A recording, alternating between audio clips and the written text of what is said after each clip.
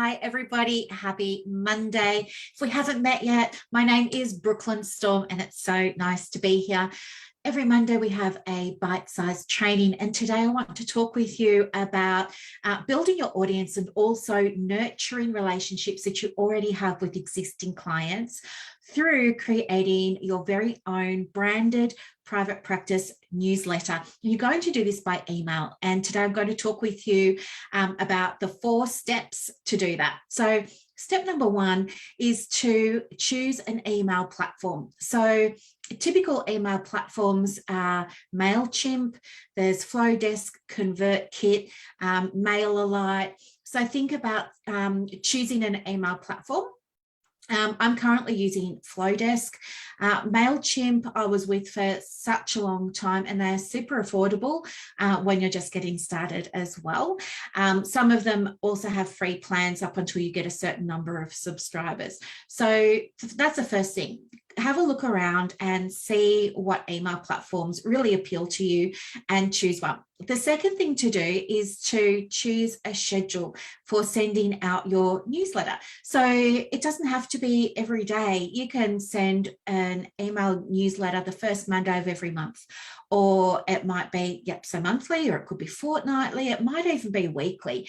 There's no hard and fast rule about it other than you're consistent with it, because we want your clients to expect to hear from you at certain times. For example, it wasn't that long ago, I think it was when I was back in my launch, I didn't schedule my podcast to be published one Wednesday. And I actually got messages on my Instagram and messages on Facebook from people asking if I was okay because they were waiting for the podcast. It was Wednesday and it wasn't out.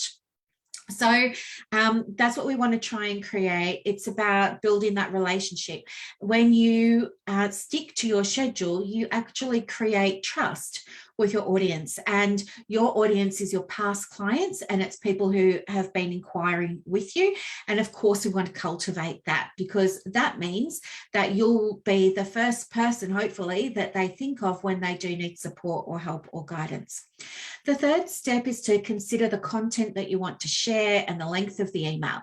Now, there's no hard and fast rules about this either. In fact, my last few emails have only been a paragraph, but they've had super high click-through rates, because the information I was giving was warm, friendly, and super helpful. So think about, what do you want to share with your clients?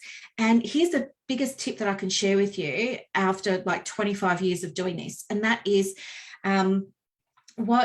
don't hold back. If you're sending general information, your clients aren't going to want to open it, and they'll eventually unsubscribe.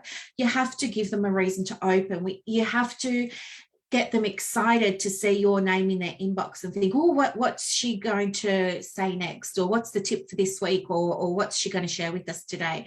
So be intentional with what you want to share. Now, it could be anything. It could be you want to give them a glimpse of behind the scenes. So you might take a photo of your desk, or you might take a photo of you with your dog. I've done those things, and they really help demystify, who we are as counselors and who we are as private practice owners. So those sorts of emails do build connection. So maybe your purpose is to build connection. Maybe every once in a while, your purpose is to capture people who haven't had an appointment for a while. And so for those people, it might be, a post more about this is why I'm thinking you could benefit from, having a check-in or a checkup, and this is what I want you to do next. Something like that, something that gives them a little bit of direction. Other times you might want to be a resource, and you might just say to them, hey, look, I created this for you. Here's the link to it, and link it in your Dropbox or your Google Drive. I do that as well with many of my emails, and people love that. They always think, oh, what's she giving us next? Or what's the next great thing? So when you have an email list and you're looking after your email list, it protects you, because you might not always have your software, you might not always have your Facebook group, you might not always have all the other things, but you own your email list. Nobody else does. And that's why you want to really look after everybody on there. And then the fourth thing that I can recommend when you write your emails is, when you can, always include a photo of yourself. Why? Because again, we want to build trust. We want people to see this is us. We want to demystify, reduce barriers, reduce obstacles, engage, all of that sort of stuff. And also with your photo or near your photo, put a link to a booking button. And give a call to action that says, let me know what you think of X, Y, and Z. Let me know how your week's going. It doesn't always have to be to book in. A call to action can be just reply to this email and let me know X, Y, and Z, A, B, and C.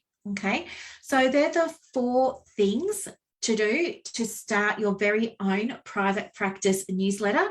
If you have one already, do feel free to share it in the group so that we can all subscribe, because we'd love to support you as well. So I hope that this was super duper helpful. If you have any questions, don't hesitate to reach out and let me know, and I will talk with you a little bit later. Thanks for watching. Bye.